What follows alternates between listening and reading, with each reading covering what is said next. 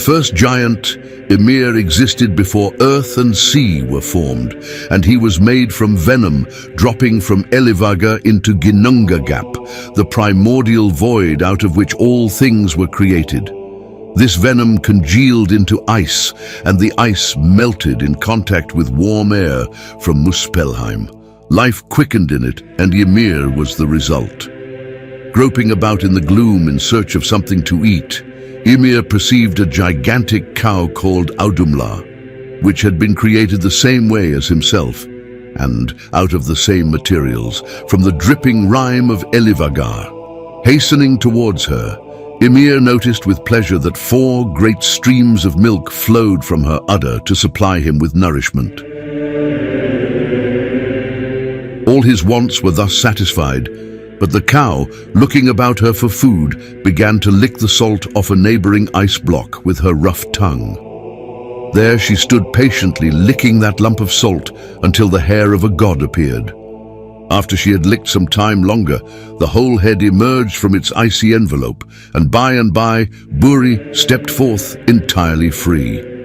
While the cow had been thus engaged, Ymir, the giant, had fallen asleep, and as he slept, a son and daughter were born from the perspiration under his armpit, and his feet produced the 6-headed giant Thrudgelmir, who, shortly after his birth, brought forth in his turn the giant Bergelmir, from whom all the evil frost giants are descended.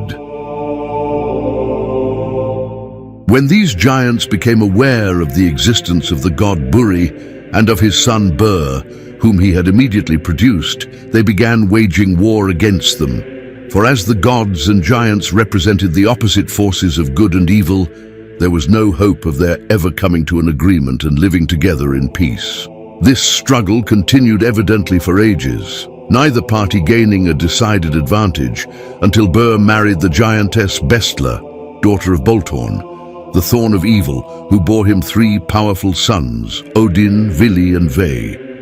These 3 sons immediately joined their father in his struggle against the inimical frost giants, and finally succeeded in slaying their deadliest foe, the great Ymir.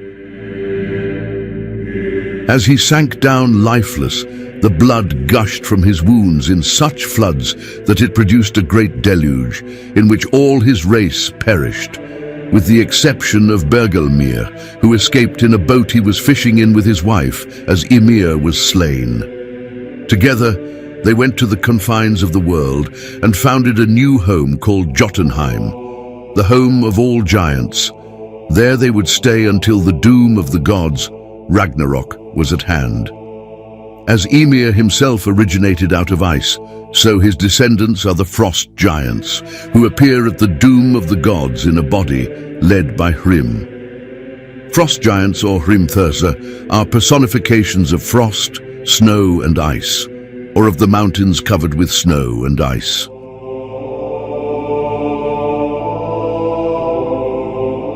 The 3 brothers bore Ymir's body into Ginnunga Gap and made of it the earth. Sea and waters came from his blood, gravel and stones from his teeth and such bones as were broken, rocks from his bones, and his curly hair became the trees and all vegetation. The sea was placed as a ring round the earth. His skull became the sky, set up over the earth and upheld by 4 dwarfs. The earth is ring-shaped, and on its coasts the gods gave lands to the giants. Within the earth they erected a wall against the giants made of Ymir's eyebrows. This they called Midgard.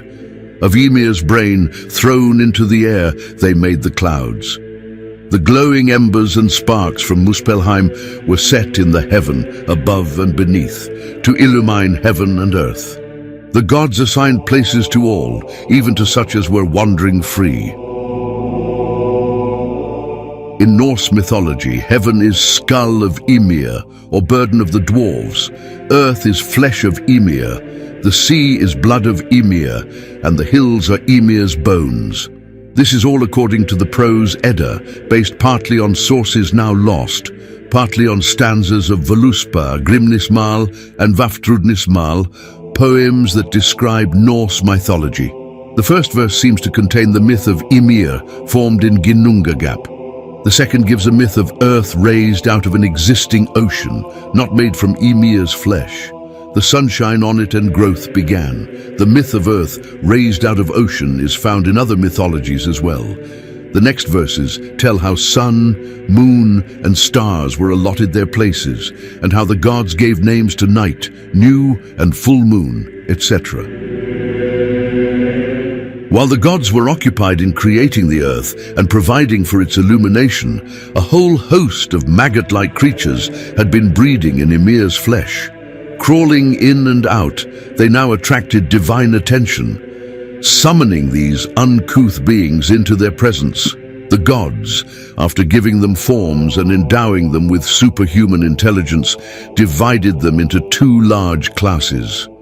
Those which were dark, treacherous, and cunning by nature were banished to Svartalfaheim, the home of the black dwarfs, situated underground, whence they were never allowed to come forth as long as it was day, under penalty of being turned into stone. They were called dwarfs, trolls, gnomes, or kobolds, and spent all their time and energy in exploring the secret recesses of the earth. They collected gold, silver, and precious stones, which they stowed away in secret crevices whence they could withdraw them at will. As for the remainder of these small creatures, including all that were fair, good, and useful, the gods called them fairies and elves, and gave them a dwelling place in the airy realm of Alfheim, the home of the light elves, situated between heaven and earth, whence they could flit downwards whenever they pleased, to attend to the plants and flowers, sport with the birds and butterflies, or dance in the silvery moonlight on the green. Comparison of Ymir versus Cronus, Odin as Zeus. The northern nations, like the Greeks, imagined that the world rose out of chaos, and while the latter described it as a vapory, formless mass, the former, influenced by their immediate surroundings, depicted it as a chaos of fire and ice, a combination which is only too comprehensible to anyone who has visited Iceland and seen the wild, peculiar contrast between its volcanic soil, spouting geysers, and the great icebergs which hedge it all around during the long, dark winter season. From these opposing elements, fire and ice, were born the first divinities, who, like the first gods of the Greeks, were gigantic in stature and uncouth in appearance. Ymir, the huge ice giant, and his descendants are comparable to the Titans, who were also elemental torses of nature, personifications of subterranean fire, and both, having held full sway for a time, were obliged to yield to greater perfection. After a fierce struggle for supremacy, they all found themselves defeated and banished to the respective remote regions of Tartarus and Jotunheim. The triad, Odin, Vili, and Ve of the northern myth, is the exact counterpart of Zeus, Poseidon, and Hades, or Jupiter, Neptune, and Pluto in the Roman version, who, superior to the Titan forces, rule supreme over the world in their turn. In the Greek mythology, the gods, who are also all related to one another, settle themselves on Mount Olympus, where they build golden palaces for their use. And in the northern mythology, the divine conquerors go to Asgard and there construct similar dwellings.